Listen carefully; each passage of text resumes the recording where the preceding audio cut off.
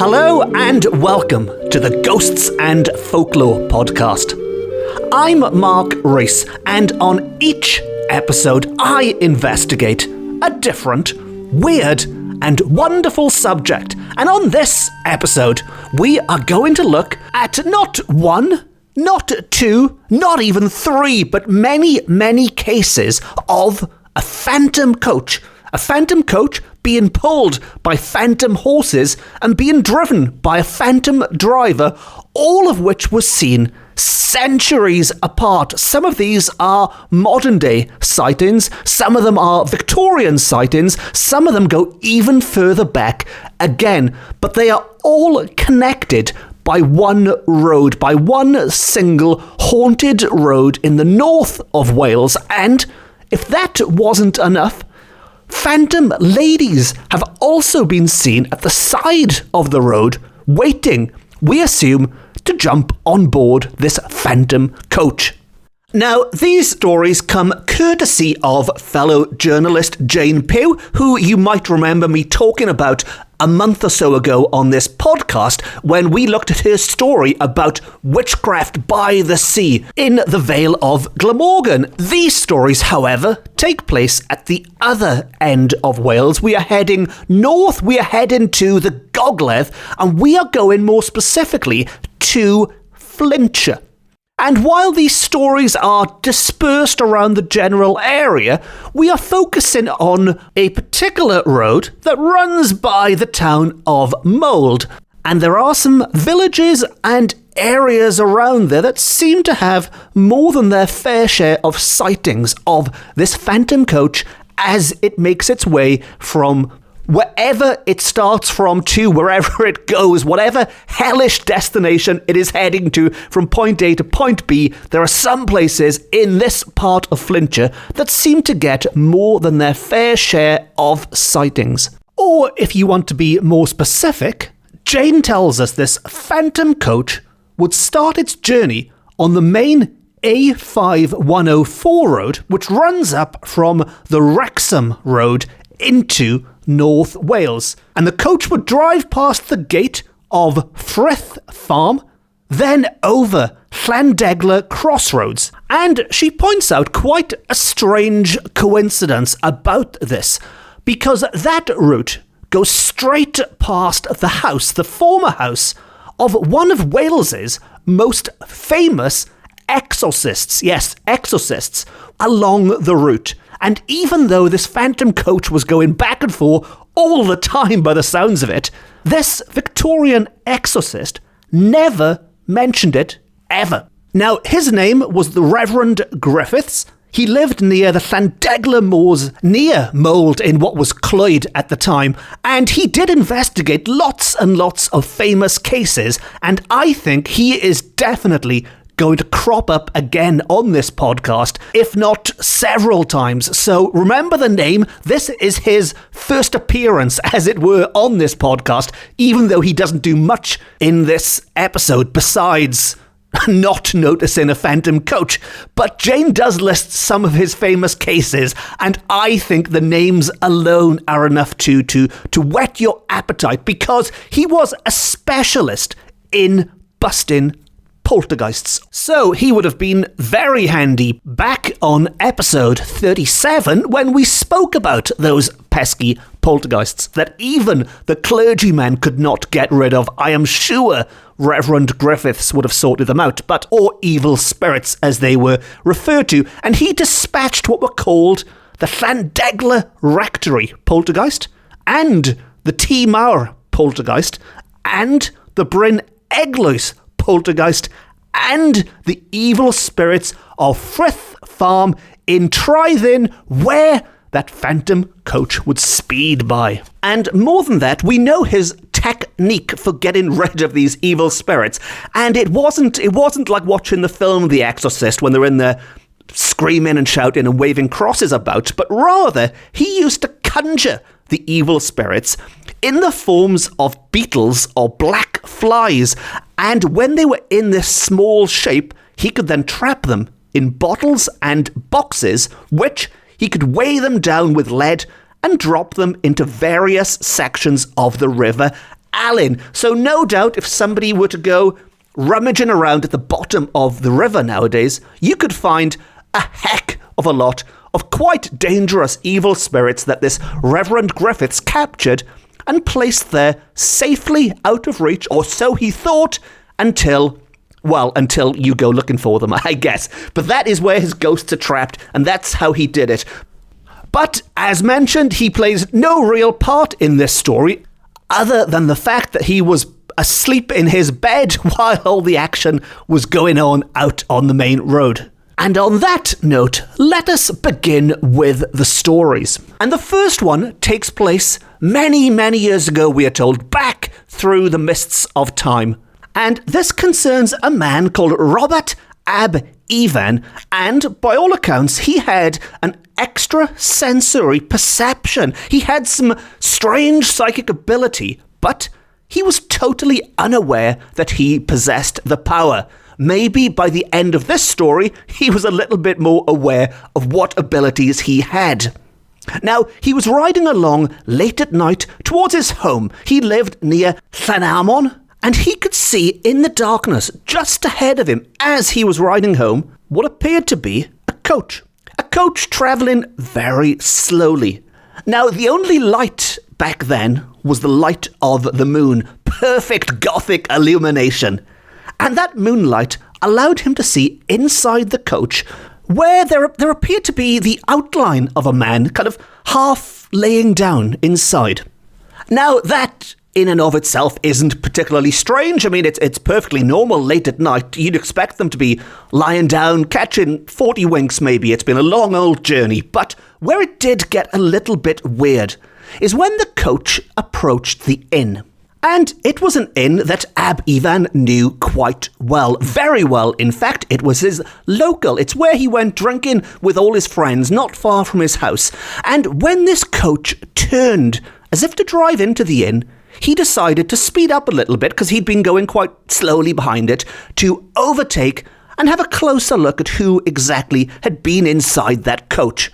So the coach turned into the inn, he overtook, turned his head, and there was no coach. It had seemingly vanished without a trace. Now, it could have been the quickest example of putting a coach away for the night ever seen in the history of putting coaches away. A bit like Ferrari Formula One pit team rushing out, or maybe I think Red Bull were fastest last year, but it's like a Formula One pit team rushing out, taking off the horses, putting them away, putting the coach away, getting the people inside. 2 seconds, 3 seconds flat, done. Now that could have happened, or maybe this coach magically disappeared. He had no idea. He carried on his journey. He had, admittedly, had a few drinks himself that night in a different establishment, we are assuming. But, he wasn't entirely sober. It happened. It was late. It was dark. He went home to bed. Now, the next day, he was back drinking in his local as usual, and he said to the landlord, and I quote from Jane, "You had that coach and horses stabled quickly, landlord?" To which the owner assured him that no coach had called there, so Robert decided to forget about the whole thing. Well, for a week he did at least anyway, because 7 days later, 7 days exactly to the day from when he had seen that coach, he was once more drinking his ale at the inn when he heard the sound of a coach pulling up hastily. The coachman rushed into the room saying, and again I quote, "Please help me. My master has suddenly been taken ill." And this time, the landlord most definitely saw a coach arrive. He could not claim to have not seen it this time, because he was spurred into action, and he and a few of the regulars went out to carry this sick man in. Now, the sick man is described as looking pale and ill, and seemed to be hardly breathing. It was in this state that they tried to make him comfortable. The landlord's wife was there as well. She laid out blankets. They laid him down. And the coachman, who was still freaking out a bit after what had happened with his master, he was given a good stiff drink, and Robert himself rushed off to find the local doctor. But sadly, that was all in vain. By the time he returned with the doctor, the traveller was dead. And that concludes the facts of the first case that Jane gives us. And the implication, while she doesn't say this in so many words, but the implication is that this man, without realizing a week earlier, had a vision, some kind of premonition of what was due to happen, what was going to happen in a week's time. He saw the future for all intents and purposes. I mean, sadly, it did no good. I mean, the traveller who he saw lying a week before in the carriage was brought into the inn and sadly died. Now, that story in and of itself, yes, it's a little bit weird, but it's hardly the best ghost story in the world.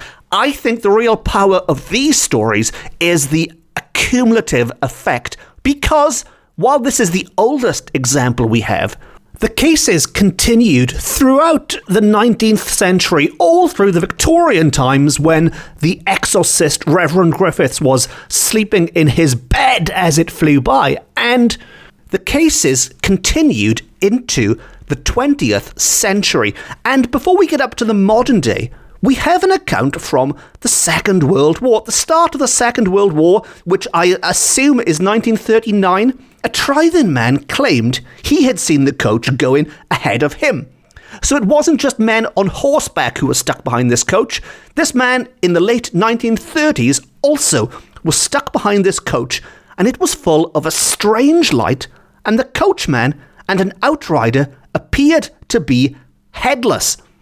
So now we've got an even better look at the driver and the passenger. This time they have no heads, and this is a much more recent account than our first one. And we also get more details, because it is being drawn by 4 coal-black horses, and they glide noiselessly along, and he trailed it until it turned right for Llanarmon, then vanished. The same place where that inn in our first story was also located.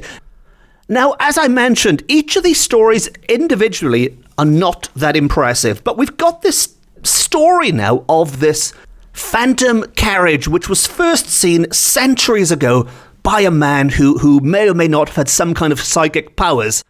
And then centuries later, it's still being spotted throughout the Victorian period. It's still being spotted into the 20th century. And that brings us to a story from the 1980s, when we are told there are still reports about this phantom coach tearing along the A5104. It's the same road again as well. And it's usually seen in the early mornings or around midnight.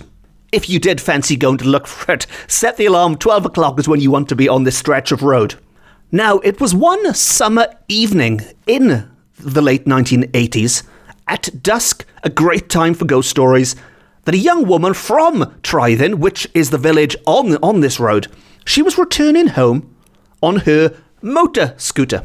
Very 1980s. I think this is the first, possibly the last ghost story I'll tell involving a main protagonist on a motor scooter. But she turned left off the A5104 up Ffordd y Blaenau, and she headed up, and I'm not familiar with it myself, but the description says that it's a hill, but not a particularly steep or challenging hill, but you head up this Ffordd y Blaenau before coming back onto the A5104, and there's a big clue here, I think, a big giveaway on what to expect. But she comes back onto the A5104 at the so-called Haunted Crossroads.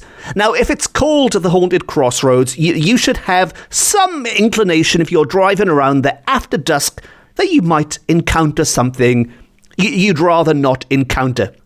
And this Haunted Crossroad is believed to be part of an old Roman route which would have gone over the moors back in the old days. Now it's just a crossroad for scooters and things. But just after she turned off the main road, she could see something standing on the side of the road just up ahead of her. And as she got closer, this something, she realised, was very much human in form. In fact, it was a lady.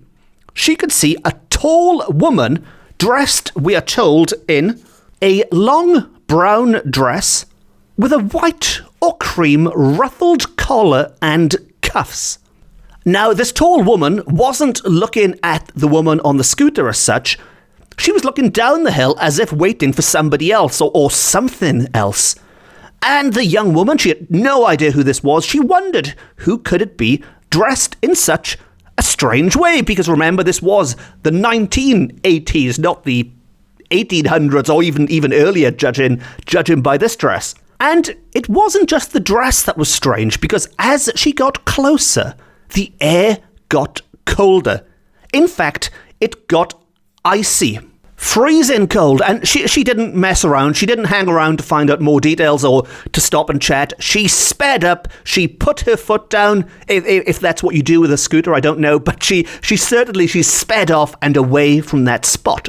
And so unpleasant was the experience, she couldn't even look at this woman. She couldn't even turn her head back and look backwards to see what she was doing. That was it. She was gone.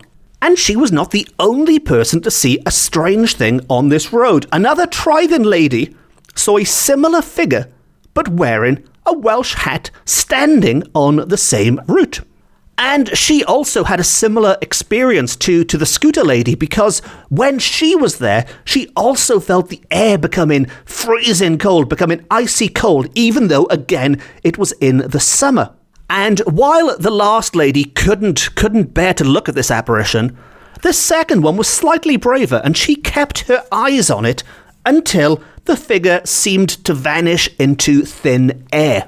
So not one, but two separate witnesses have seen ladies waiting by the side of the road, icy cold ladies waiting by the side of the road, where for centuries people have also seen a phantom horse and carriage riding by. And Jane sums all this up neatly with a final paragraph in her account of these tales, and she suggests that maybe, perhaps, these phantom figures were watching for a ghostly coach.